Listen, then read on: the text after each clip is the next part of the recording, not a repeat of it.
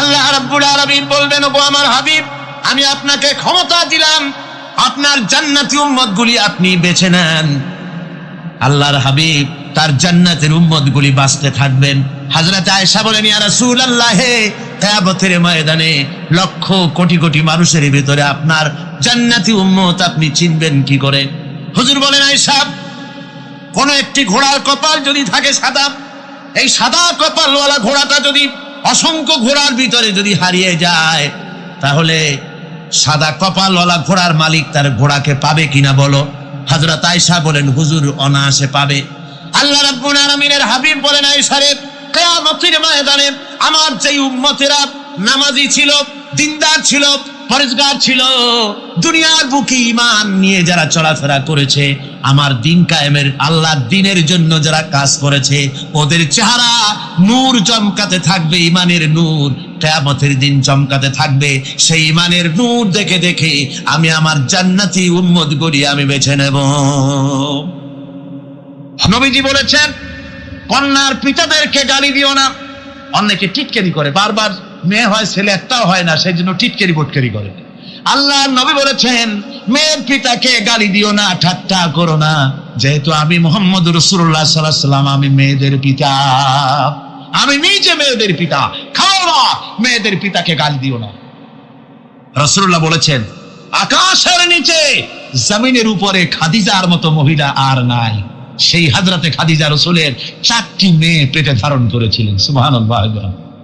মেয়েকে খুব ভালোবাসতেন হুজুর সাল্লাল্লাহু আলাইহি ওয়াসাল্লাম। হুজুরের কলিজার টুকরা ছিলেন মা ফাতিমা রাদিয়াল্লাহু তাআলা আনহা। হুজুর যখন কোথাও যেতেন, সকলের শেষে দেখা করতেন ফাতেমার সঙ্গে, আর বিদেশ থেকে সফর করে এসে সকলের আগে দেখা করতেন ফাতেমার সঙ্গে। সুবহানাল্লাহ। রাসূলুল্লাহ বলেছেন, তোমরা যখন বাজারে যাবে বা ব্যবসা করতে যাবে বা বিদেশে যাবে, আসার সময় যে সব হাদিয়া নিয়ে আসো। আমরা যখন বাইরে যাই, বাজারে যাই, কিছু হাদিয়া আনি না? জামা, কাপড়, চকলেট ইত্যাদি আমরা আনে থাকি। রাসূলুল্লাহ বলেছেন, হাদিয়াগুলি তোমরা যারা বিদেশে যাও, বাজারে যাও, হাদিয়া আনবে, আর এনে ঘরের মধ্যে ঢুকে তা শুরু করবে মেয়েকে দিয়ে। প্রথমে দেবে মেয়েকে। সুবহানাল্লাহ। মেয়ের মর্যাদা ইসলামে সব চাইতে বেশি। কোন যুগে?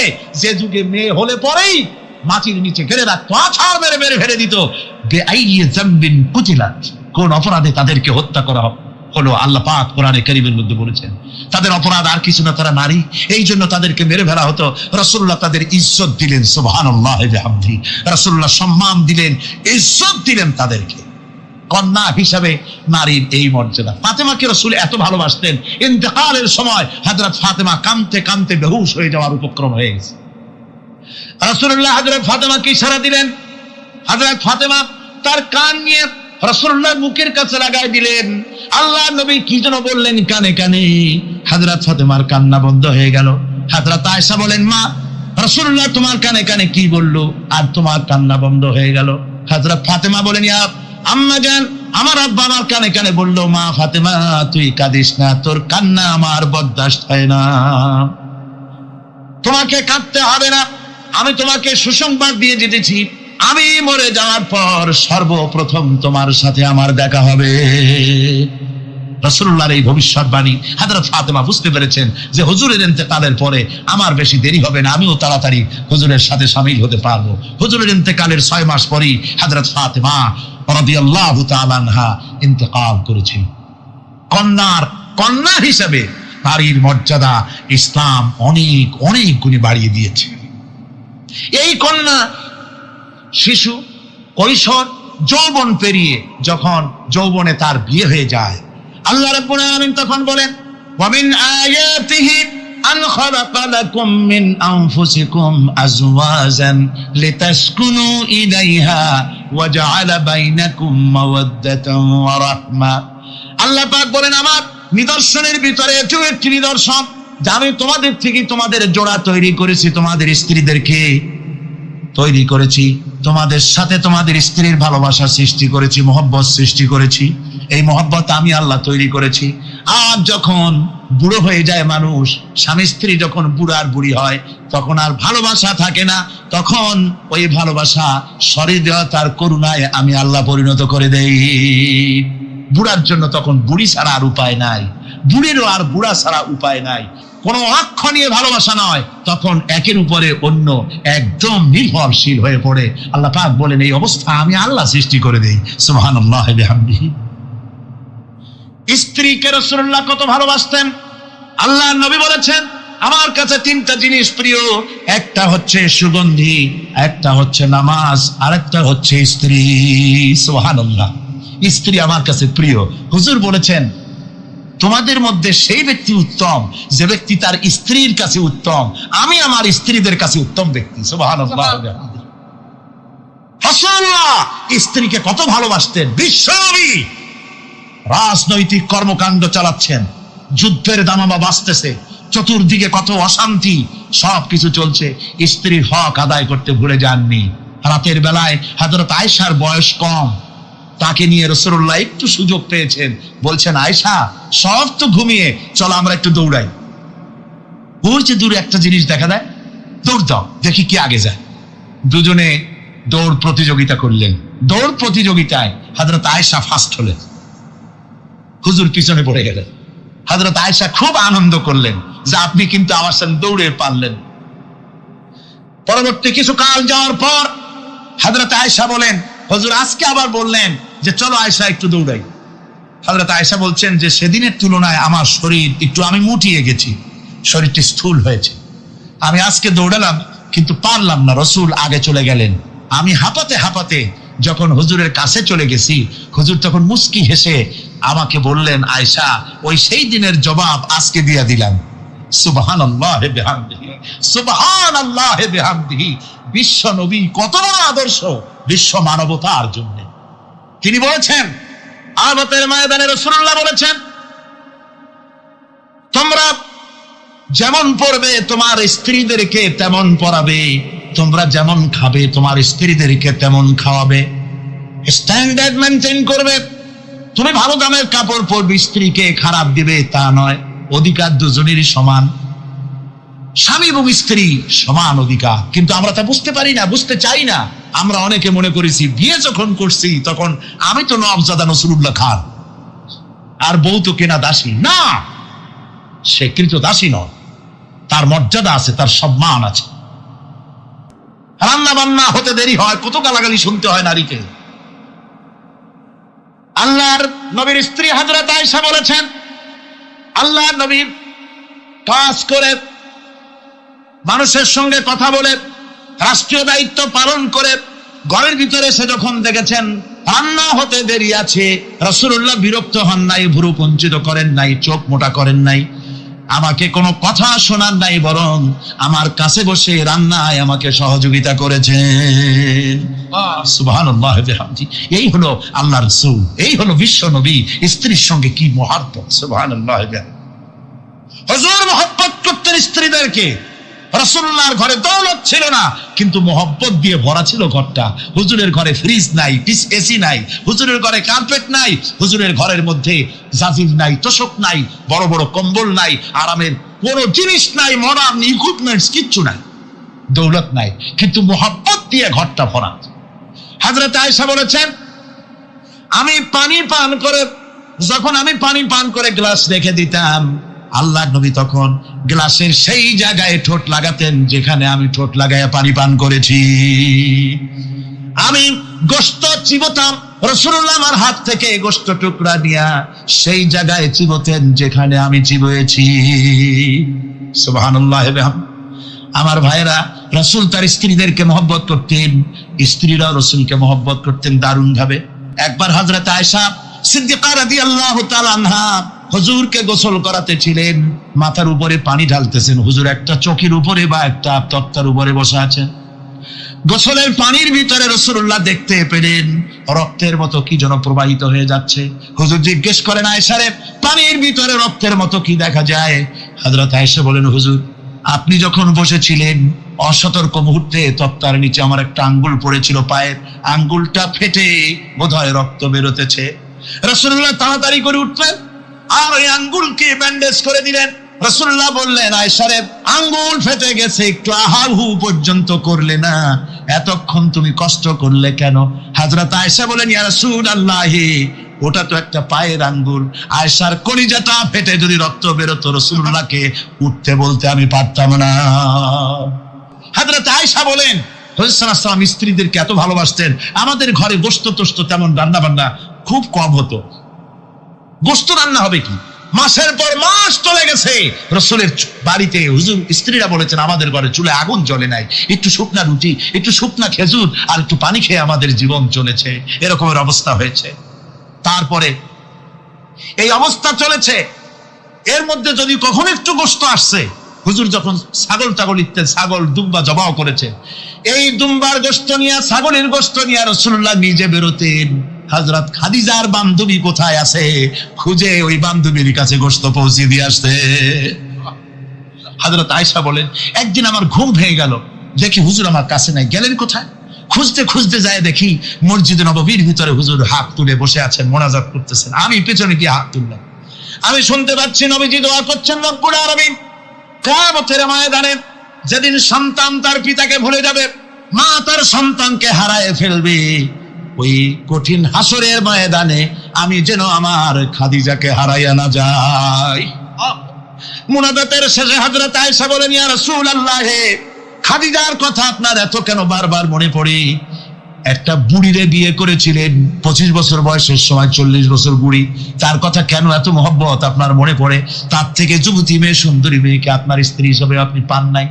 হুজুর বলেন আয়েশা রে, খাদিজার সম্পর্কে এমন কথা তুমি আর বলো না, তোমরা সবাই আমার সুখের দিনের স্ত্রী, আর খাদিজা আমার এমন সময় স্ত্রী ছিল যখন মক্কায় আমার আশ্রয় ছিল না, তামাম মক্কা নগরীতে আমার আশ্রয় ছিল না। খাদিজার সঞ্চিত সমস্ত ধনরাশি ইসলাম কবুল করার পর দুহাতে খাদিজা বিতরণ করে দিয়েছে। হযরত আয়েশা বলেন হুজুর আমার গোস্তাকি মাফ করে দেন, আমি আর এরকম বলবো না, তবে খাদিজা সম্পর্কে আমার কিছু একটু শোনান। হুজুর বলেন আয়েশা শোনো, গভীর রাত যত রাত হোক না কেন ইসলামের দাওয়াত দিয়ে দিয়ে গভীর রাত্রে আমি যখন বাসায় ফিরেছি, ঘরে এসেছি, দরজায় একটা মাত্র ডাক দিয়েছি খাদিজা, অমনি দরজা খুলে গেছে। আমি জিজ্ঞেস করেছি খাদিজা রে, যত রাত্রে আসলাম, যতবার আসলাম, একটা ডাকের বেশি লাগলো না, তুমি কি ঘুমাও না? হযরতে খাদিজা বলেছেন ইয়া রাসূলুল্লাহ, আমার মনের ভিতরে ভয় থাকে, আল্লাহর রাসূল দ্বীনের খেদমতে বাইরে আছেন, আমি যদি আরামে বিছানায় ঘুমায় থাকি আর নবীজি দরজার কাছে দাঁড়ায় আমারে ডাকাডাকি করবেন, উঠতে যদি দেরি হয়ে যায় নবীজির সঙ্গে বেয়াদবি হয়ে যাবে, এই মনে করে আপনি না আসা পর্যন্ত দরজার সাথে পিঠ লাগাই আমি দাঁড়াইয়া দাঁড়াইয়া ঘুমাই। হযরতে খাদিজার ইজ্জত স্বয়ং আল্লাহ দিয়েছেন। কে দিয়েছেন? হাদিস শরীফে এসেছে রাসূলুল্লাহ জাবালে নূরে বসা, গারে হেরার ভিতরে বসা, হযরতে জিবরাইল রাসূলুল্লাহর সঙ্গে কথা বলতেছেন। একটু পরে হযরতে জিবরাইল বলেন ইয়া রাসূলুল্লাহ, আমি আর এখানে বসবো না, আমি এখন চলছি, আমি দেখতে পাচ্ছি খাদিজা আসতেছে আপনার জন্য খাবার নিয়ে। খাদিজা যখন আপনার কাছে পৌঁছে যাবে আপনি খাদিজাকে শোনায় দিবেন আল্লাহ রাব্বুল আলামিন খাদিজাকে সালাম জানাইছে। সুবহানাল্লাহ সুবহানাল্লাহ। রাসূলুল্লাহর কাছে হযরতে খাদিজা যখন আসলেন, হুজুর বললেন খাদিজা আজকে তোমার জন্য দারুণ সুখবর। বলে কি? বলে আল্লাহ পাক জিবরাইল কেমন উঠে গেল আমার কাছ থেকে, জিবরাইল বলে গেল আল্লাহ তোমাকে সালাম বলেছেন। হযরত খাদিজা কেঁদে ফেললেন, বললেন ইয়া রাসূলুল্লাহ, আমার নারী জন্ম সার্থক, আল্লাহ আমাকে সালাম বলেছে, এর জবাব কেমনে দিতে হয় হুজুর আমি তো জানি না, আপনি আমার পক্ষ থেকে আল্লাহর সালাম কিভাবে দেওয়া লাগে আপনি দিয়ে দিন, আমি তো বুঝি না কেমনে আল্লাহর সালামের জবাব দেব।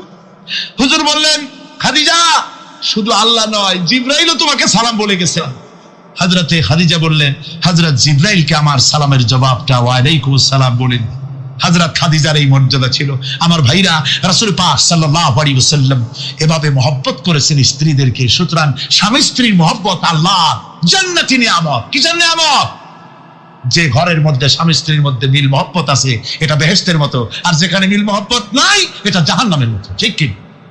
সুতরাং মহব্বত করুন, বেশি বেশি স্যাক্রিফাইস করুন, বেশি বেশি স্যাক্রিফাইস করুন।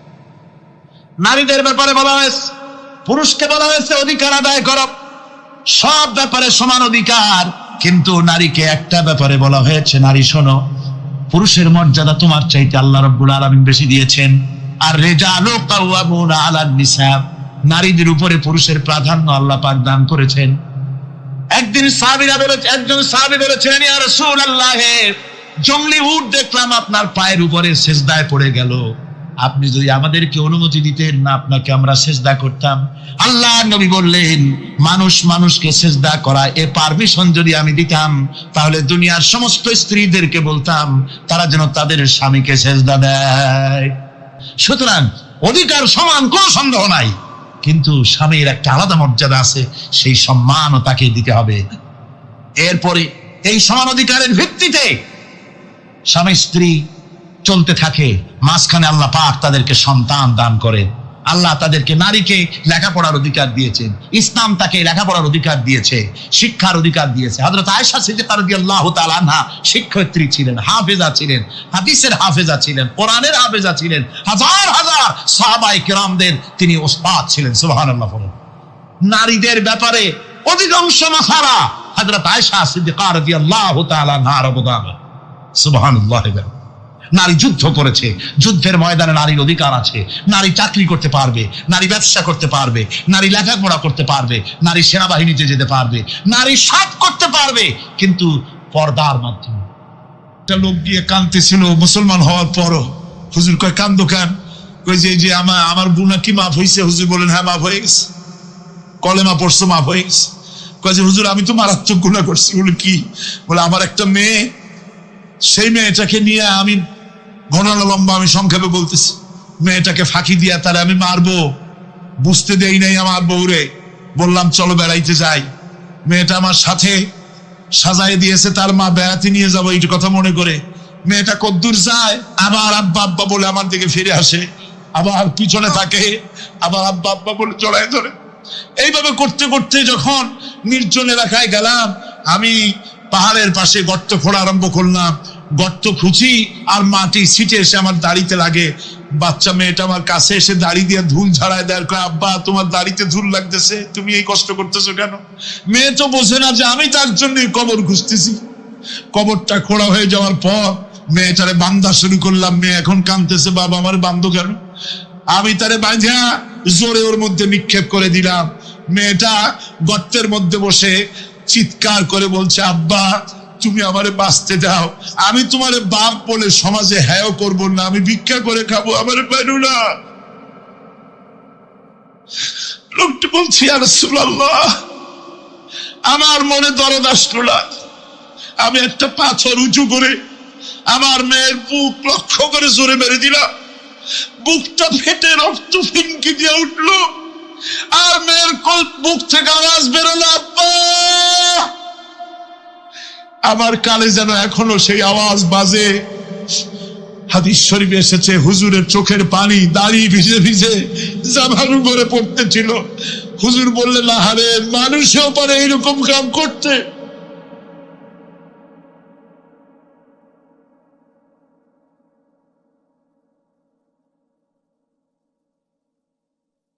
পৃথিবীতে নারীর যখন মর্যাদা ছিল না, সেই সময় আমার রাসূল, আমার বিশ্বনবী নারীদেরকে সম্মানের হাত ধরে গর্তের ভিতর থেকে উঠাইয়া রানীর সিংহাসনে বসাইয়া দিলেন। সুবহানাল্লাহ। মায়ের মর্যাদা দিয়ে দিলেন। সুবহানাল্লাহ। নারীরা আমাদের মায়ের জাত। নারীরা আমার কিয়ের জাত? মায়ের জাত। আমার মা বোনেরা, তোমাদের সম্মান কত তোমরা জানো না। আমরা পুরুষ, আমাদের পায়ের তলে জুতা, আর তোমরা আমাদের মায়ের জাত। তোমরা নারী, তোমাদের পায়ের তলে আল্লাহর জান্নাত, আল্লাহর ব্যস্ততা তোমাদের পায়ের তলে। এই সম্মান আল্লাহ তোমাদের দিয়েছে, নবী দিয়েছেন। সুবহানাল্লাহ। কর ভাইরা আমার, অধিকার ইসলাম দিয়েছে। বিবাহ যখন হয়, এই বিবাহের সময় এজেন্ট আনতে হয়। আর বিবাহ হচ্ছে বিবাহ বৈঠক। এজেন্ট আনার জন্য ওই যে কি জানি কয়, ম্যারেজ রেজিস্ট্রার বা মৌলবি সাহেব, কার অনুমতি আগে নেয়? বলেন কার অনুমতি? তাহলে অধিকার ইসলাম পুরুষে দিল না মেয়ে লোকে দিল? আচ্ছা, মেয়ে লোকের কাছে যাও, মেয়েটাকে জিজ্ঞেস করো সেই বিবাহে রাজি আছে কিনা। সুবহানাল্লাহ। পড়ে এই বিবাহে রাজি আছে কিনা জিজ্ঞেস করো, তার অধিকারই বেশি। এরপরে এই বিবাহে করার ব্যাপারে কত বৈষম্য। আজ বিবাহ করতে গেলে যৌতুকের প্রথা এসেছে। রাসূলুল্লাহ যৌতুক দিয়েছিলেন, ওটা যৌতুক না, ওটা উপহার, ওটা হাদিয়া। রাসূলুল্লাহ তোহফা দিয়েছিলেন হুজুরের জামাই। সুবহানাল্লাহ, কি জামাই! এক জামাই তো জিন্নুর আইন, যাকে ফেরেশতারা পর্যন্ত লজ্জা করতো যারে দেখে, হযরত ওসমান রাদিয়াল্লাহু তাআলা আনহু। আরেকজন হযরত আলী কাররামাল্লাহু ওয়াজহাহু। হযরত আলী যার সম্পর্কে রাসূল পাক সাল্লাল্লাহু আলাইহি ওয়াসাল্লাম যাকে কত সম্মান দিয়েছেন, কত মর্যাদা দিয়েছেন, এই হলো হযরত আলী হুজুরের জামাই। আনা মদিনাতুল ইলম ওয়া আলিউম বাবুহা, আমি হলাম জ্ঞানের রাজ্য আর আলী হলো সেই রাজ্যে প্রবেশের দরজা। সুবহানাল্লাহ। বেহেশতের সমস্ত মহিলাদের সরদারিনী হবেন যে ফাতেমা, তারে রেখে যাব তোর ভিতরে, খবরদার কোনো বেয়াদবি করবি না। আবার হযরত আবু যর বলেন, কবরের মাটি তোর ভিতরে কারে রাখবো কি জানিস? তোর ভিতরে আজকে যাকে রেখে যেতেছি তিনি হলেন আখেরি জামানার পয়গম্বর বিশ্বনবী জনাবে মুহাম্মদ রাসূলুল্লাহ সাল্লাল্লাহু আলাইহি ওয়াসাল্লামের কলিজার টুকরা মা ফাতেমাকে তোর ভিতরে রাখবো, খবরদার কবরের মাটি বেয়াদবি করবি না। কিতাবে এসেছে হযরত আবু যরকে বাড়ি শুনতে পেলেন, আওয়াজ এলো, কে যেন বলতেছে, রে আবু যর, আমি ফাতেমা কি চিনি না, হাসান হোসেনের মা কি চিনি না, আলীর স্ত্রী চিনি না, রাসূলের মেয়ে মা ফাতেমা কি চিনি না। আমল যদি ভালো হয় আমার ভিতরে, আমল ভালো নিয়ে যে আসবে শান্তিতে থাকবে, আর আমল যদি খারাপ হয় আমার ভিতরে, তার অবস্থা চূড়ান্ত হয়ে যাবে। আমার ভাইরা, আমার বন্ধুগণ, আমলের উপরে ভিত্তি করে কিয়ামতের দিন নাজাত হবে। আমল যদি খারাপ হয়ে যায় কিয়ামতের দিন কেউ তাকে বাঁচাতে পারবে না।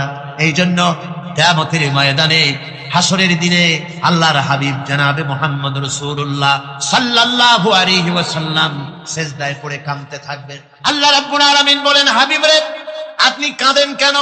আজকে তো আপনার কাঁদার দিন না, আমি আপনাকে মাকামে মাহমুদ দান করেছি, আমি আপনাকে কাউসার দান করেছি, আপনার আজকে সম্মানের দিন, মর্যাদার দিন, কাঁদেন কেন?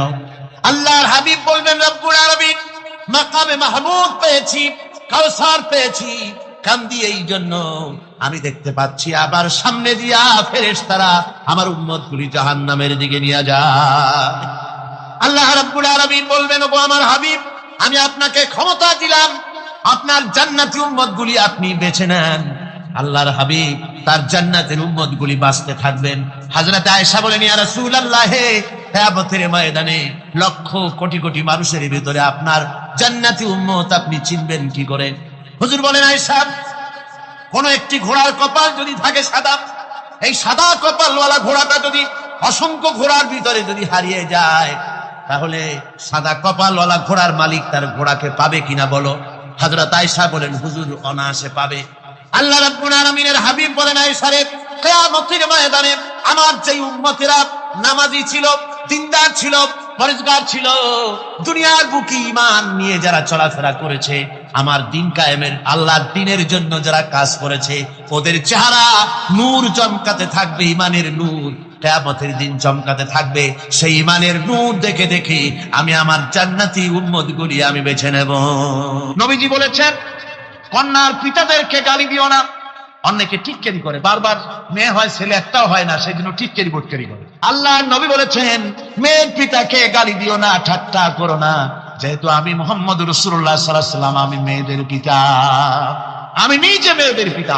খাও না, মেয়েদের পিতাকে গালি দিও না। রাসূলুল্লাহ বলেছেন, আকাশের নিচে জমিনের উপরে খাদিজার মতো মহিলা আর নাই। সেই হযরতে খাদিজা রাসূলের 4টি মেয়ে পেটে ধারণ করেছিলেন। সুবহানাল্লাহ। মেয়ের প্রতি রাসূলুল্লাহ যথেষ্ট মহব্বত করতেন, মেয়েকে খুব ভালোবাসতেন হুজুর সাল্লাল্লাহু আলাইহি ওয়াসাল্লাম। হুজুরের কলিজার টুকরা ছিলেন মা ফাতিমা রাদিয়াল্লাহু তাআলা আনহা। হুজুর যখন কোথাও যেতেন, সকলের শেষে দেখা করতেন ফাতেমার সঙ্গে, আর বিদেশ থেকে সফর করে এসে সকলের আগে দেখা করতেন ফাতেমার সঙ্গে। সুবহানাল্লাহ। রাসূলুল্লাহ আরো বলেছেন, তোমরা যখন বাজারে যাবে বা ব্যবসা করতে যাবে বা বিদেশে যাবে, আসার সময় যে সব হাদিয়া নিয়ে আসো। আমরা যখন বাইরে যাই, বাজারে যাই, কিছু হাদিয়া আনি না, জামা কাপড় চকলেট ইত্যাদি আমরা আনে থাকি। রাসূলুল্লাহ বলেছেন, হাদিয়াগুলি তোমরা যারা বিদেশে যাও, বাজারে যাও, হাদিয়া আনবে, আর এনে ঘরের মধ্যে ঢুকে তা শুরু করবে মেয়েকে দিয়ে। প্রথমে দেবে মেয়েকে। সুবহানাল্লাহ। মেয়ের মর্যাদা ইসলামে সব চাইতে বেশি। কোন যুগে? যে যুগে মেয়ে হলে পরেই মাটির নিচে ফেলে রাখতো, আছাড় মেরে মেরে ফেলে দিত। বেআইনি যামবিন কুতিলা, কোন অপরাধে তাদেরকে হত্যা করা হলো। আল্লাহ পাক কোরআনে কারীমের মধ্যে বলেছেন তাদের অপরাধ আর কিছু না, তারা নারী, এই জন্য তাদেরকে মেরে ফেলা হতো। রাসূলুল্লাহ তাদের ইজ্জত দিলেন। সুবহানাল্লাহ বিহামদিহি। রাসূলুল্লাহ সম্মান দিলেন, ইজ্জত দিলেন তাদের। কন্যা হিসাবে নারীর এই মর্যাদা। ফাতেমাকে রাসূল এত ভালোবাসতেন, ইন্তেকালের সময় হযরত ফাতেমা কাঁদতে কাঁদতে বেহুশ হয়ে যাওয়ার উপক্রম হয়ে রাসূলুল্লাহ হযরত ফাতেমাকে ইশারা দিলেন। হযরত ফাতেমা তার কান নিয়ে রাসূলুল্লাহর মুখের কাছে লাগাই দিলেন। আল্লাহর নবী কি যেন বললেন কানে কানে, হযরত ফাতেমার কান্না বন্ধ হয়ে গেল। হযরত আয়েশা বলেন, মা, রাসূলুল্লাহ তোমার কানে কানে কি বললো আর তোমার কান্না বন্ধ হয়ে গেল? হযরত ফাতেমা বলেন, ইয়া আম্মা জান, আমার আব্বা আমার কানে কানে বললো, মা ফাতেমা তুই কাঁদিস না, তোর কান্না আমার বরদাস্ত হয় না, তোমাকে কাঁদতে হবে না। আমি তোমাকে সুসংবাদ দিয়ে যেতেছি, আমি মরে যাওয়ার পর সর্বপ্রথম তোমার সাথে আমার দেখা হবে। রাসূলুল্লাহর এই ভবিষ্যৎবাণী হযরত ফাতেমা বুঝতে পেরেছেন যে হুজুরের ইন্তেকালের পরে আমার বেশি দেরি হবে না, আমিও তাড়াতাড়ি হুজুরের সাথে শামিল হতে পারবো। হুজুরের ইন্তেকালের 6 মাস পরেই হযরত ফাতেমা রাদিয়াল্লাহু তাআলা আনহা ইন্তেকাল করেছেন। কন্যা হিসাবে নারীর মর্যাদা ইসলাম অনেক অনেক গুণে বাড়িয়ে দিয়েছে। এই কন্যা শিশু, কৈশোর, যৌবন পেরিয়ে যখন যৌবনে তার বিয়ে হয়ে যায়, আল্লাহ রাব্বুল আলামিন তখন বলেন, وَمِنْ آيَاتِهِ أَنْ خَلَقَ لَكُم مِّنْ أَنفُسِكُمْ أَزْوَاجًا لِتَسْكُنُوا إِلَيْهَا وَجَعَلَ بَيْنَكُم مَّوَدَّةً وَرَحْمَةً। আল্লাহ পাক বলেন, আমার নিদর্শনের ভিতরে এটাও একটি নিদর্শন, আমি তোমাদের থেকে তোমাদের জোড়া তৈরি করেছি, তোমাদের স্ত্রীদেরকে তৈরি করেছি, তোমাদের সাথে তোমাদের স্ত্রীর ভালোবাসা সৃষ্টি করেছি, মহব্বত সৃষ্টি করেছি। এই মহব্বত আমি আল্লাহ তৈরি করেছি। আর যখন বুড়ো হয়ে যায় মানুষ, স্বামী স্ত্রী যখন বুড়ো আর বুড়ি হয়, তখন আর ভালোবাসা থাকে না, তখন ওই ভালোবাসা সহৃদয়তার করুণায় আমি আল্লাহ পরিণত করে দেই। বুড়ার জন্য তখন বুড়ি ছাড়া আর উপায় নাই, বুড়িরও আর বুড়া ছাড়া উপায় নাই। তখন ভালোবাসা কোনো বিশেষ কোনো অক্ষ নিয়ে ভালোবাসা নয়, তখন একের উপরে অন্য একদম নির্ভরশীল হয়ে পড়ে। আল্লাহ পাক বলেন, এই অবস্থা আমি আল্লাহ সৃষ্টি করে দেই। সুবহানাল্লাহ। স্ত্রীকে রাসূলুল্লাহ কত ভালোবাসতেন। আল্লাহর নবী বলেছেন, আমার কাছে 3টা জিনিস প্রিয়, একটা হচ্ছে সুগন্ধি, একটা হচ্ছে নামাজ, আর একটা হচ্ছে স্ত্রী। সুবহানাল্লাহ। স্ত্রী আমার কাছে প্রিয়। হুজুর বলেছেন, তোমাদের মধ্যে সেই ব্যক্তি উত্তম যে ব্যক্তি তার স্ত্রীর কাছে উত্তম।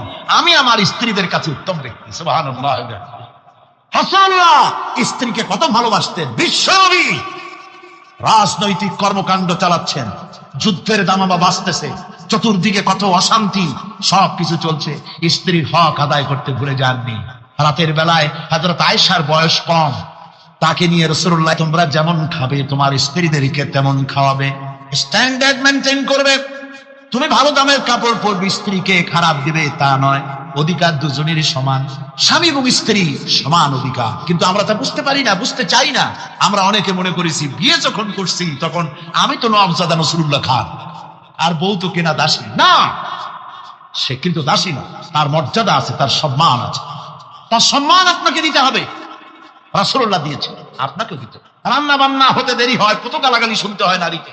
আল্লাহর নবীর স্ত্রী হযরত আয়েশা বলেছেন, আল্লাহর নবী কাজ করে, মানুষের সঙ্গে কথা বলে, রাষ্ট্রীয় দায়িত্ব পালন করে, ঘরের ভিতরে সে যখন দেখেছেন রান্না হতে দেরি আছে, রাসূলুল্লাহ বিরক্ত হন নাই, ভুরু কুঞ্চিত করেন নাই, চোখ মোটা করেন নাই, আমাকে কোনো কথা শোনান নাই, বরং আমার কাছে বসে রান্নায় আমাকে সহযোগিতা করেছেন। সুবহানাল্লাহ। এই হলো আল্লাহর রাসূল, এই হলো বিশ্ব নবী। স্ত্রীর সঙ্গে কি মহব্বত। সুবহানাল্লাহ। হুজুর মহব্বত করতেন স্ত্রীদেরকে। রাসূলুল্লাহর ঘরে দৌলত ছিল না, কিন্তু মহব্বত দিয়ে ভরা ছিল ঘরটা। হুজুরের ঘরে ফ্রিজ নাই, এসি নাই, হুজুরের ঘরে কার্পেট নাই, হুজুরের ঘরের মধ্যে জাদিম নাই, তোশক নাই, বড় বড় কম্বল নাই, আরামের কোনো জিনিস নাই, মডার্ন ইকুইপমেন্টস কিচ্ছু নাই, দৌলত নাই, কিন্তু মহব্বত দিয়ে ঘরটা ভরা। হযরত আয়েশা বলেছেন, আমি পানি পান করে গ্লাস রেখে দিতাম, আল্লাহর নবী তখন গ্লাসের সেই জায়গায় ঠোঁট লাগাতেন যেখানে আমি ঠোঁট লাগাইয়া পানি পান করেছি। আমি গোশত চিবোতাম, রাসূলুল্লাহ আমার হাত থেকে গোশত টুকরা নিয়া সেই জায়গায় চিবোতেন যেখানে আমি চিবোয়েছি। সুবহানাল্লাহ। আমার ভাইরা, রাসূল তার স্ত্রীদেরকে মহব্বত করতেন, স্ত্রীরাও রাসূলকে মহব্বত করতেন দারুণ ভাবে। একবার হযরত আয়েশা সিদ্দিকা রাদিয়াল্লাহু তাআলা আনহা হুজুরকে গোসল করাতে ছিলেন, মাথার উপরে পানি ঢালতেছেন, হুজুর একটা চকির উপরে বা একটা তক্তার উপরে বসে আছেন। গোসলের পানির ভিতরে রাসূলুল্লাহ দেখতে পেলেন রক্তের মতো কি যেন প্রবাহিত হয়ে যাচ্ছে। হুজুর জিজ্ঞেস করেন, আয়েশা রে, পানির ভিতরে রক্তের মতো কি দেখা যায়? হযরত আয়েশা বলেন, হুজুর আপনি যখন বসেছিলেন অসতর্ক মুহূর্তে তক্তার নিচে আমার একটা আঙ্গুল পড়েছিল পায়ে, আঙ্গুলটা ফেটে বোধহয় রক্ত বেরোতেছে। রাসূলুল্লাহ তাড়াতাড়ি করে উঠলেন আর ওই আঙ্গুলকে ব্যান্ডেজ করে দিলেন। রাসূলুল্লাহ বললেন, আয়েশা রে, আঙ্গুল ফেটে গেছে, একটু আহাহু পর্যন্ত করলে না, এতক্ষণ তুমি কষ্ট করলে কেন? হযরত আয়েশা বলেন, ইয়া রাসূলুল্লাহ, ওটা তো একটা পায়ের আঙ্গুল। আয়েশার কলিজাটা ফেটে যদি রক্ত বেরোতো রাসূলুল্লাহকে উঠতে বলতে আমি পারতাম না। কি মহব্বত রাসূলের সাথে। হযরত আয়েশা বলেন, হুজুর সাল্লাল্লাহু আলাইহি ওয়াসাল্লাম স্ত্রীদেরকে এত ভালোবাসতেন, আমাদের ঘরে গোশত টোস্ত তেমন রান্না বান্না খুব কম হতো। গোশত রান্না হবে কি, মাসের পর মাস চলে গেছে রাসূলের বাড়িতে, হুজুর স্ত্রীরা বলেছেন আমাদের ঘরে চুলায় আগুন জ্বলে নাই, একটু শুকনা রুটি, একটু শুকনা খেজুর আর একটু পানি খেয়ে আমাদের জীবন চলেছে, এরকমের অবস্থা হয়েছে।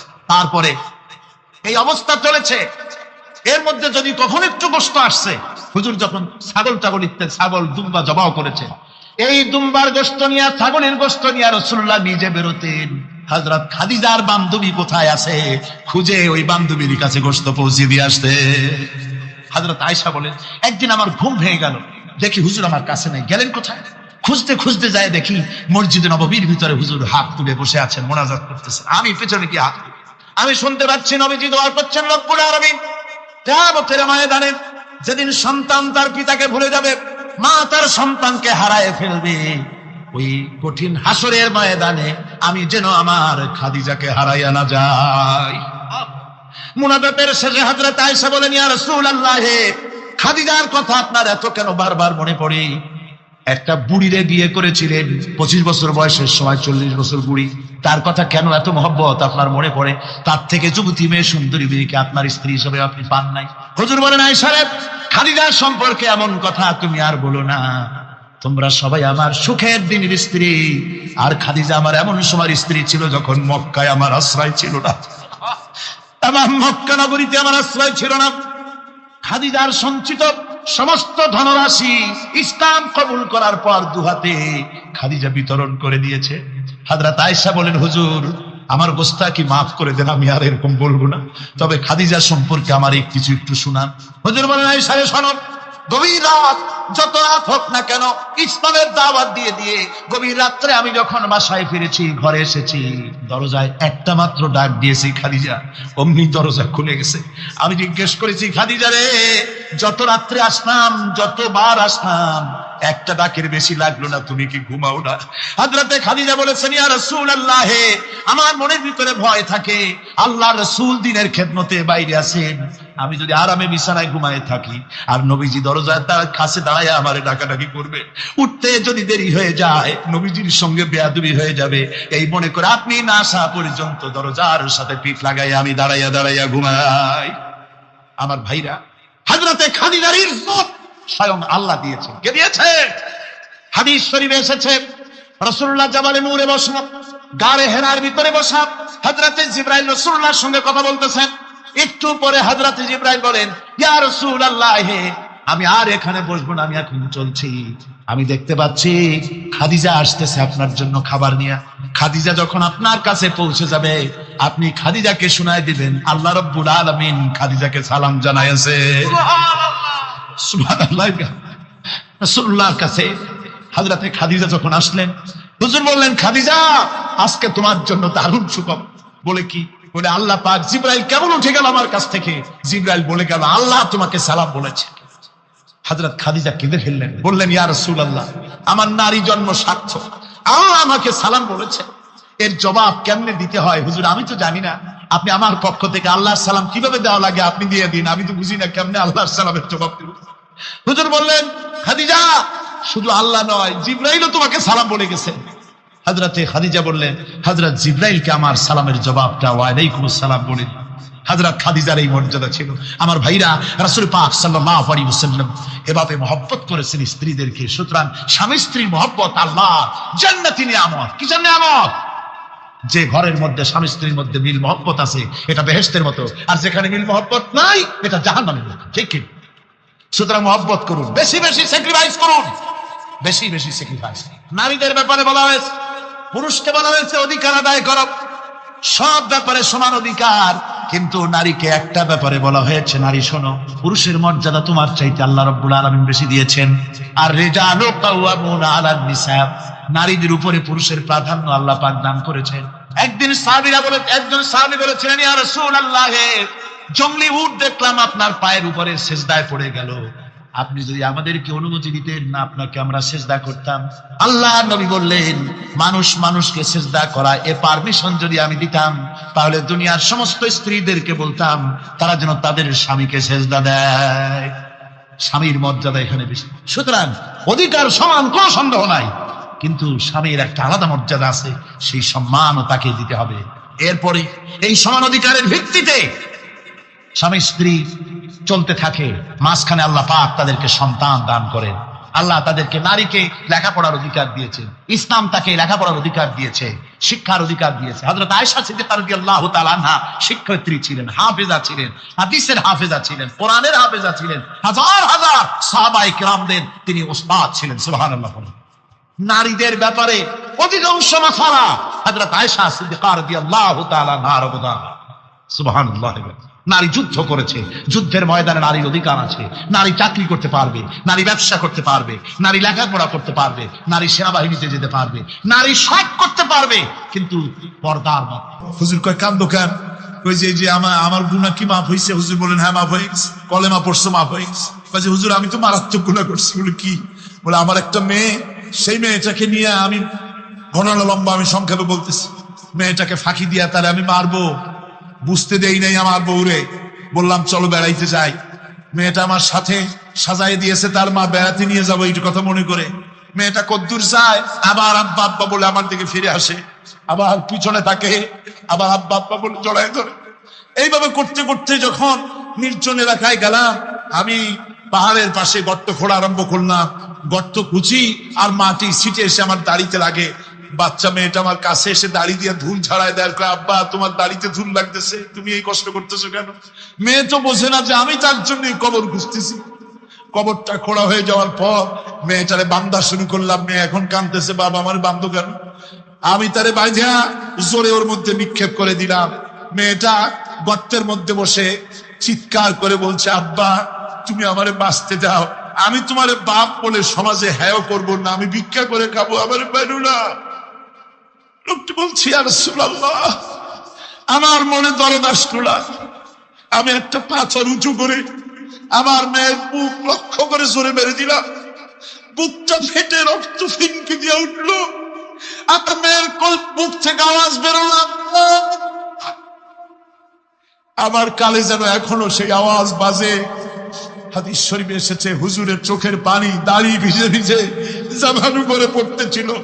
হুজুর বললেন, আহারে, মানুষও পারে এরকম কাম করতে। পৃথিবীতে নারীর যখন কোনো সম্মান ছিল না, মর্যাদা ছিল না, সেই সময় আমার রাসূল, আমার বিশ্বনবী নারীদেরকে সম্মানের হাত ধরে গর্তের ভিতর থেকে উঠাইয়া রানীর সিংহাসনে বসাইয়া দিলেন। সুবহানাল্লাহ। মায়ের মর্যাদা দিয়ে দিলেন। সুবহানাল্লাহ। নারীরা আমাদের মায়ের জাত। নারীরা আমার কি এর জাত? মায়ের জাত। আমার মা বোনেরা, তোমাদের সম্মান কত তোমরা জানো না। আমরা পুরুষ, আমাদের পায়ের তলে জুতা, আর তোমরা আমাদের মায়ের জাত। তোমরা নারী, তোমাদের পায়ের তলে আল্লাহর জান্নাত, আল্লাহর বেহেশতটা তোমাদের পায়ের তলে। এই সম্মান আল্লাহ তোমাদের দিয়েছে, নবী দিয়েছে। সুবহানাল্লাহ। কর ভাইরা আমার, অধিকার ইসলাম দিয়েছে। বিবাহ যখন হয়, এই বিবাহের সময় এজেন্ট আনতে হয়। আর বিবাহ হচ্ছে বিবাহ বৈঠক। এজেন্ট আনার জন্য ওই যে কি জানি কয়, ম্যারেজ রেজিস্ট্রার বা মৌলবি সাহেব, কার অনুমতি আগে না? বলেন কার অনুমতি? তাহলে অধিকার ইসলাম পুরুষে দিল না মেয়ে লোকের দিল? আজকে মেয়ে লোকের কাছে যাও, মেয়েটাকে জিজ্ঞেস করো সেই বিবাহে রাজি আছে কিনা। সুবহানাল্লাহ পড়ে, এই বিবাহে রাজি আছে কিনা জিজ্ঞেস করো, তার অধিকারী বেশি। এরপরে এই বিবাহে করার ব্যাপারে কত বৈষম্য। আজ বিবাহ করতে গেলে যৌতুকের প্রথা এসেছে। রাসূলুল্লাহ যৌতুক দিয়েছিলেন, ওটা যৌতুক না, ওটা উপহার, ওটা হাদিয়া। রাসূলুল্লাহ তোহফা দিয়েছিলেন হুজুরের জামাই। সুবহানাল্লাহ, কি জামাই! এক জামাই তো জিন্নুর আইন, যাকে ফেরেশতারা পর্যন্ত লজ্জা করতো যারে দেখে, হযরত উসমান রাদিয়াল্লাহু তাআলা আনহু। আরেকজন হযরত আলী কাররামাল্লাহু ওয়াজহাহু। হযরত আলী, যার সম্পর্কে রাসূল পাক সাল্লাল্লাহু আলাইহি ওয়াসাল্লাম যাকে কত সম্মান দিয়েছেন, কত মর্যাদা দিয়েছেন, এই হলো হযরত আলী হুজুরের জামাই।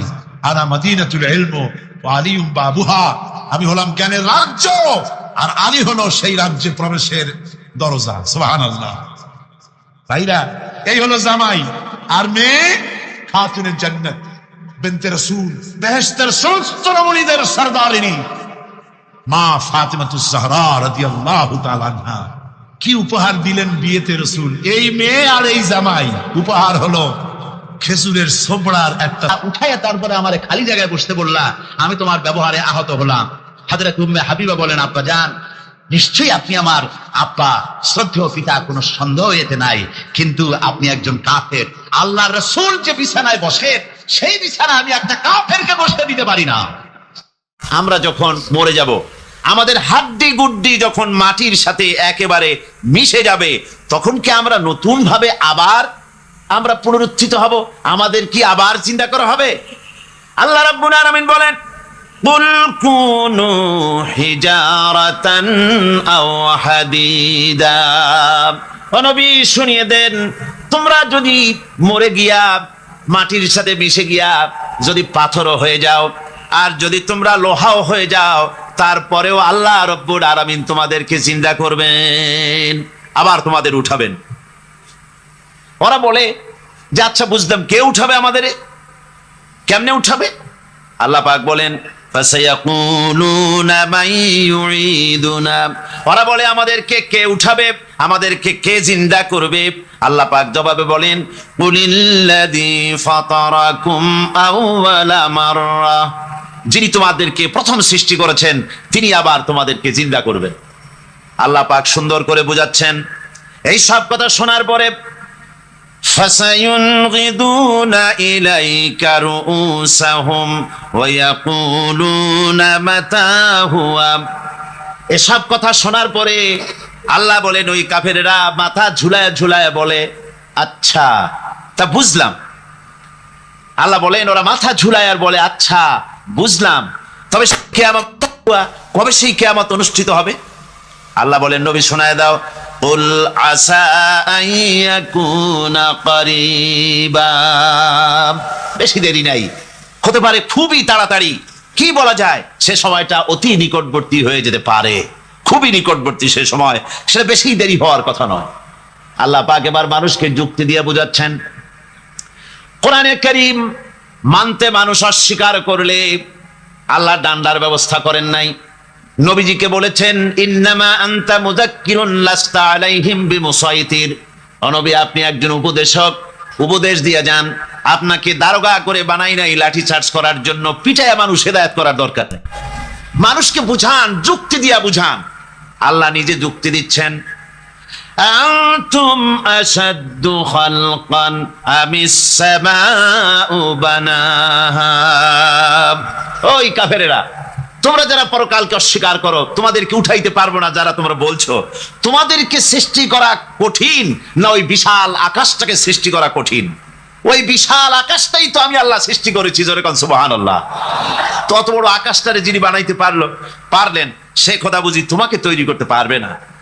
আল্লাহ পাক বলছেন, ফানজুর ইলা আসারি রাহমাতিল্লাহি কাইফা ইউহিল আরদা বাদা মাউতিহা।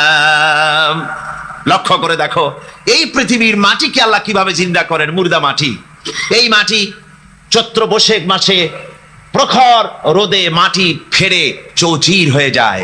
এই ফেটে যাওয়া চৌচির মাটিতে আল্লাহ পাক বৃষ্টির পানি দিয়ে এই মাটিকে, এই মৃত্যু মাটিকে আল্লাহ পাক যেভাবে জিন্দা করেন, ইন্না যালিকা লামুহিল মাউতা ওয়া হুয়া আলা কুল্লি শাইইন কাদির, সে আল্লাহ পাক তোমরা মরলে পরে আবার এভাবে জিন্দা করতে পারবেন। জোরে কোন সুবহানাল্লাহ।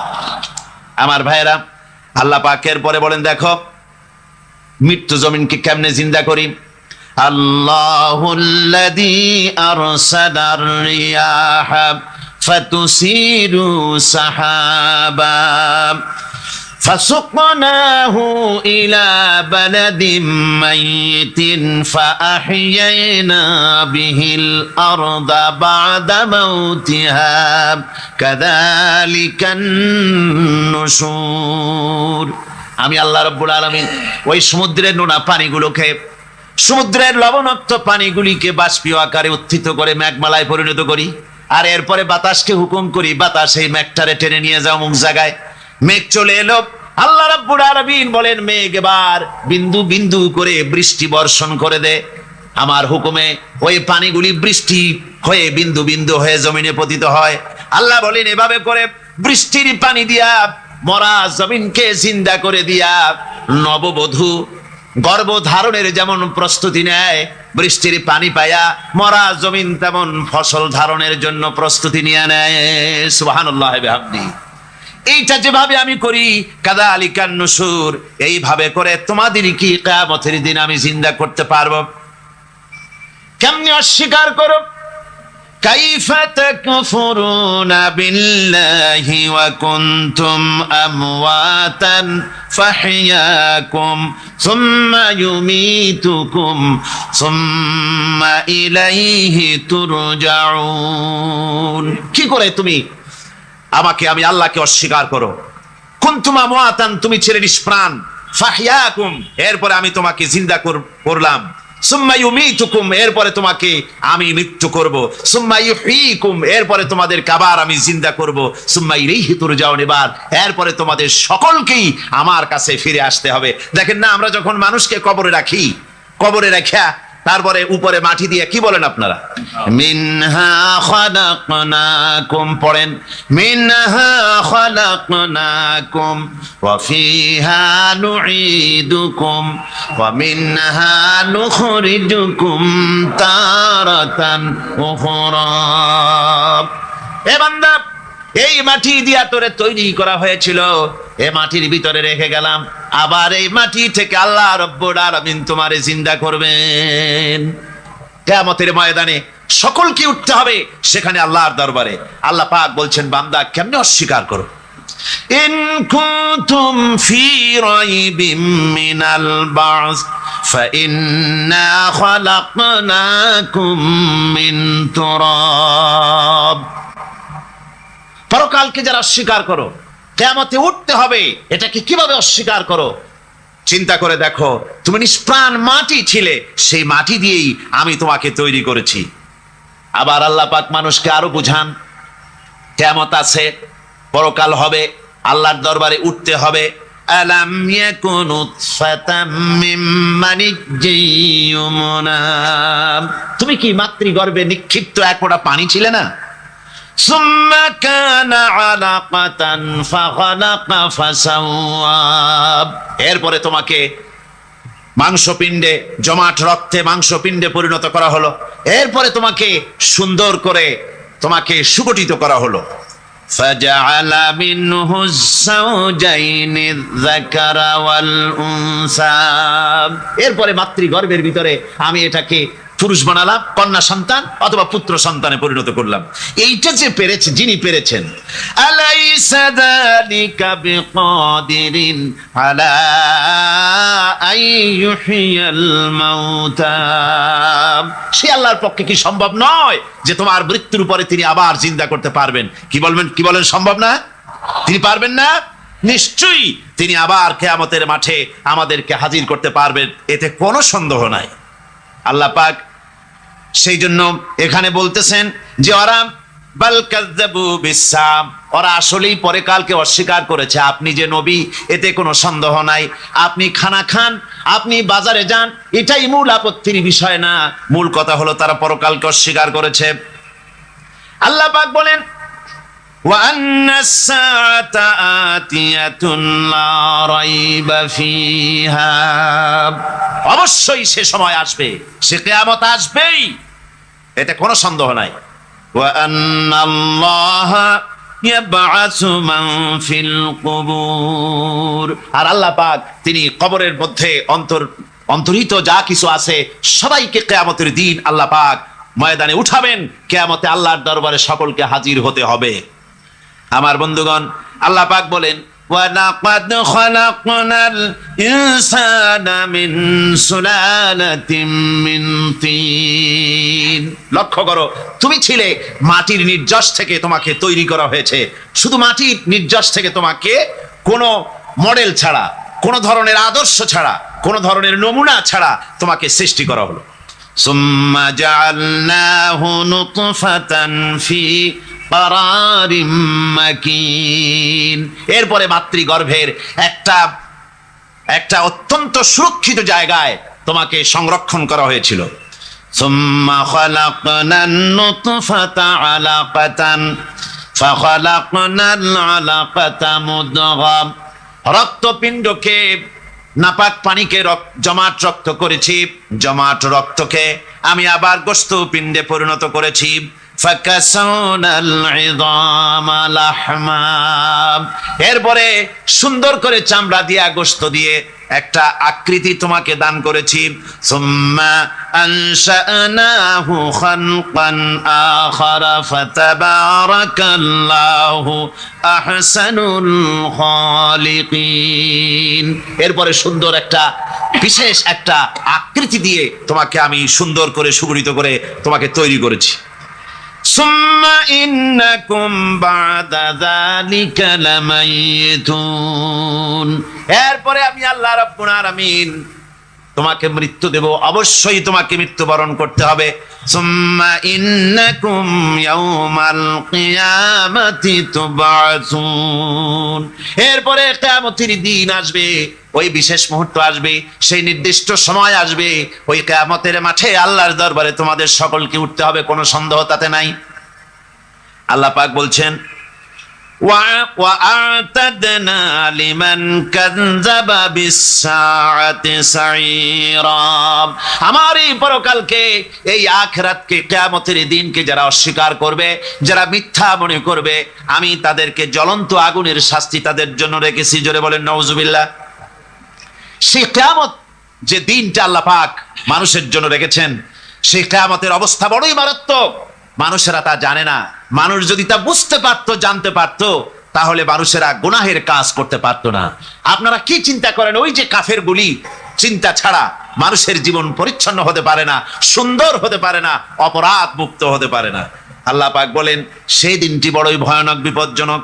ওই দিনটির ব্যাপারে আল্লাহ পাক তার বান্দাদেরকে সতর্ক করে দিয়েছেন, বান্দারা সতর্ক হয়ে যাও, এইভাবে দিন যাবে না, কিয়ামত আসবে।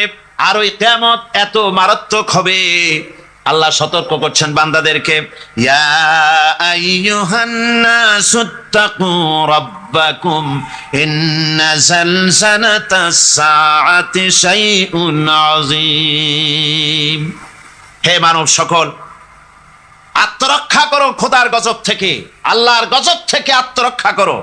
ইন্না যালজালাতাস সাআতি শাইউন আযীম, সেই কিয়ামতের সেই কম্পন খুবই মারাত্মক, খুবই ভয়াবহ কম্পন সৃষ্টি হবে সেদিন। ইয়াউমা তারাউনাহা তাযহালু কুল্লু মুরদিআতিন আম্মা আরদাআত, সেদিন দেখতে পাবে স্তন্যদায়িনী মা, যে মা তার সন্তানকে দুধ দেয়, ওই মাও তার দুধের বাচ্চার কথা ভুলে যাবে, মনে থাকবে না।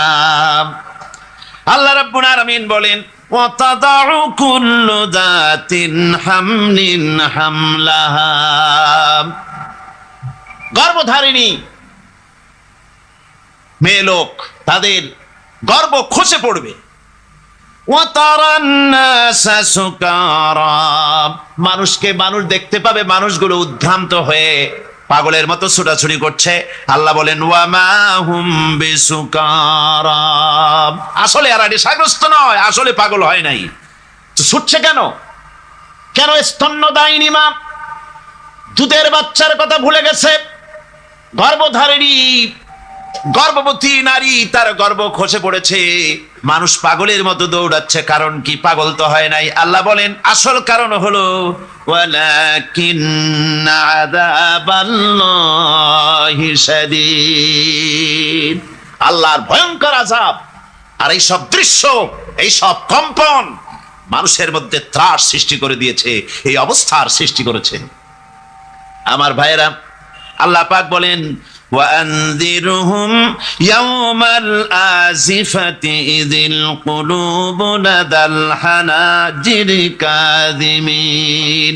ও নবী, মানুষদেরকে আপনি সতর্ক করেন, ওই দিনটা এমন হবে ভয়ের চোটে মানুষের কলিজা তার মুখের কাছে চলে আসবে। মানুষ ভয়তে অস্থির হয়ে যাবে, কলিজা গলার কাছে চলে আসবে। সেই দিনের কথা তাদের শোনায় দেন। ওই দিনটা এমন মারাত্মক দিন। فكيف تتقون إن كفرتم يوما يجعل الولدان شيبا। সেদিন ভয়ে চিন্তায় যুবক ছেলে বৃদ্ধে পরিণত হয়ে যাবে, কিশোরগুলি তরুণগুলি বৃদ্ধে পরিণত হয়ে যাবে। আমার বন্ধুগণ, মানুষ সেদিন দিক বিদিক হয়ে দৌড়াতে থাকবে, পালাবো কোথায়? আল্লাহ কোরআন শরীফে সব কথা বলে দিয়েছেন। ইয়াকুলুল ইনসানু আইনাল মাফার, কোথায় ভাগবো, পালাবো কোথায়? অস্থির হয়ে মানুষ দৌড়াতে থাকবে, পালাবো কোথায়, যাব কোথায়? আল্লাহ বলেন কাল্লা লা ওয়াজারা ইলা রাব্বিকা ইয়াউমাইদিনিল মুস্তাকার। ভাগবার কোনো রাস্তা নাই, পালাবার কোনো পথ নাই, একমাত্র তোমার রব ছাড়া, আল্লাহর দরবার ছাড়া পালানোর কোনো রাস্তা আজার নাই। আমার বন্ধুগণ, এই কঠিন সময়, এই কঠিন দিনে, পরকালের এই দিনে, কিয়ামতের এই মারাত্মক অবস্থায় সকলকে উঠতে হবে। আল্লাহ পাক বলেন এরপরে কিয়ামত অনুষ্ঠিত হয়ে যাবে। সূরা ফুরকানে আল্লাহ বলছেন ইযা রাআতুহুম মিন মাকানিন বাঈদিন সামিউ লাহা তাগায়ুযান ওয়া যাফীরা। যখন তাদেরকে জাহান্নাম দেখতে পাবে, অর্থাৎ জাহান্নামের, যখন তারা জাহান্নামের দিকে অগ্রসর হবে, তখন তারা দূর থেকেই জাহান্নামের ক্রোধ এবং তেজস্বী আওয়াজ শুনতে পাবে। জাহান্নামের আওয়াজ, বিকট আওয়াজ। ওই যে কক্সবাজারের সমুদ্র সৈকতে ভ্রমণ করতে গিয়ে সমুদ্রের তুফানের আওয়াজ শুনছেন না? কথা কন না কেন? সমুদ্রের তুফানের আওয়াজ শুনেছেন তো? এইটা কি? এটা কিছুই না, এর থেকে মারাত্মক আওয়াজ, তেজস্বী ক্রোধের আওয়াজ কানের মধ্যে আসতে থাকবে জাহান্নামীদের। আল্লাহ রাব্বুল আলামিন বলেন وَإِذَا أُلْقُوا مِنْهَا مَكَانًا ضَيِّقًا مُقَرَّنِينَ دَعَوْا هُنَالِكَ ثُبُورًا। যখন তাদেরকে হাত পা বেঁধে এই জাহান্নামের কোন সংকীর্ণ জায়গায় ফেলে দেওয়া হবে, তখন দাও হুনালিকা সুবুরা, তারা তখন নিজেদের ধ্বংস এবং মৃত্যু কামনা করবে। আল্লাহ বলেন লা তাদউল ইয়াউমা সুবুরান ওয়াহিদান ওয়াদউ সুবুরান কাসীরা। আজকে এক মৃত্যু ডেকো না, অসংখ্য মউত ডাকো। আজকে মউত আর তোমাদের আসবে না, অসংখ্যবার ডাকলেও মউত তোমাদের আসবে না। এই যে জাহান্নাম, যে জাহান্নামের দিকে তাদের নিয়ে যাওয়া হবে, আল্লাহকে অস্বীকার করলে, নবীকে অস্বীকার করলে, ইসলামকে অস্বীকার করলে, আল্লাহর নবীর নবুয়তকে অস্বীকার করলে তাদের জায়গা হবে জাহান্নাম। আর সে জাহান্নাম এত মারাত্মক, এত কঠিন জায়গা, যে জায়গা সম্পর্কে আল্লাহ পাক বলছেন ইন্নাহু মান ইয়াতি রাব্বাহু মুজরিমান ফাইন্না লাহু জাহান্নামা লা ইয়ামুতু ফিহা ওয়া লা ইয়াহইয়া। অপরাধী হয়ে যে লোক আল্লাহর দরবারে উপস্থিত হবে তার জন্য জাহান্নাম হবে, জাহান্নামে আল্লাহ দিবেন। আর ওই জাহান্নামে যখন লোকটা পড়ে যাবে, জাহান্নামের অবস্থা এমন হবে, লা ইয়ামুতু ফিহা ওয়ালা ইয়াহইয়া, সে বাঁচবেও না মরবেও না, জীবন মৃত্যু একটা অবস্থা সৃষ্টি হবে। ওই জাহান্নামে নারুল্লাহিল মুকাদাতুল্লাতী তাত্তালিউ আলাল আফইদা, জাহান্নামের প্রচন্ড আওয়াজ, এ আগুন উৎক্ষিপ্ত হয়ে তাদের কলিজা পর্যন্ত, অন্তর পর্যন্ত স্পর্শ করবে এই আগুনের তাপ।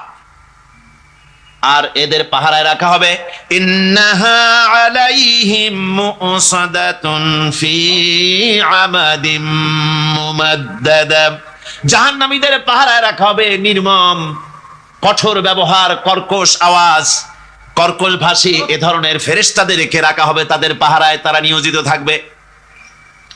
আল্লাহ রাব্বুল আলামিন বলেন, ও দুনিয়ার মানুষ, ইয়া আইয়ুহাল্লাযীনা আমানু ও আনফুসাকুম ওয়া আহলিকুম নারা, ও ঈমানদারেরা, আল্লাহর তো দয়া বেশি বান্দার জন্য। বান্দার উপরে দয়া কার সবচেয়ে বেশি?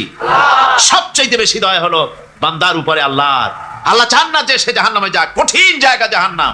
আল্লাহ বলেন, ও মুমিনেরা, তুমি নিজে আর তোমার পরিবারবর্গকে জাহান্নামের আগুন থেকে রক্ষা করো, আগুন থেকে রক্ষা করো, জাহান্নামের রাস্তা থেকে তাদের ফিরাও। ওই জাহান্নাম, যেই জাহান্নামের ইন্ধন হবে মানুষ আর পাথর, ফিরাও জাহান্নাম থেকে মানুষকে, তোমার সন্তানদেরকে ফিরাও। আজকে যে সব সন্তানের আল্লাহ বলেন তুমি নিজে বাঁচো, আহলো আয়ালকে বাঁচাও। যে সব সন্তান তোমার নামাজ নাই, রোজা নাই, আল্লাহ পরকালের চিন্তা নাই, যারা ইসলামকে বিশ্বাস করে না, যারা মনে করে কোরআন হচ্ছে বেহেশত দোজখের কথা শুধু, ওতে কোন মানুষের অর্থনীতি, সমাজনীতি, রাজনীতির ব্যাপার নাই, মানুষের জীবনের দরকারি জিনিসগুলি সেখানে নাই। সুতরাং আমরা যদি দুনিয়ায় সুখ সমৃদ্ধি পেতে চাই, তাহলে আমাদেরকে মানুষের তৈরি করা মতবাদ মানতে হবে। এইভাবে ছেলেরা যখন মানুষের তৈরিকার মতবাদের দিকে যখন দৌড়ায়, মা বাপ যদি তাদেরকে না ফিরায়, জাহান্নাম থেকে বাঁচাবার জন্য যদি চেষ্টা না করে, কিয়ামতের দিন ওই সন্তানেরা জাহান্নামে, যখন জাহান্নামের অর্ডার তাদের হয়ে যাবে, তারা বলবে, রব্বানা আরিনাল্লাযাইনি আদাল্লানা, হে আমার প্রভু, কে আমাদেরকে গোমরাহ করে দিল, মিনাল জিন্নি ওয়াল ইনসে, জিনের ভিতর থেকে, মানুষের ভিতর থেকে, আমাদের নেতারা, আমাদের মা বাপ, আমাদের মুরব্বী, কারা আমাদেরকে বিভ্রান্ত করলো, তোমার রাস্তা থেকে সরায় দিল, ওরা কই? ওদেরকে নিয়ে আসো।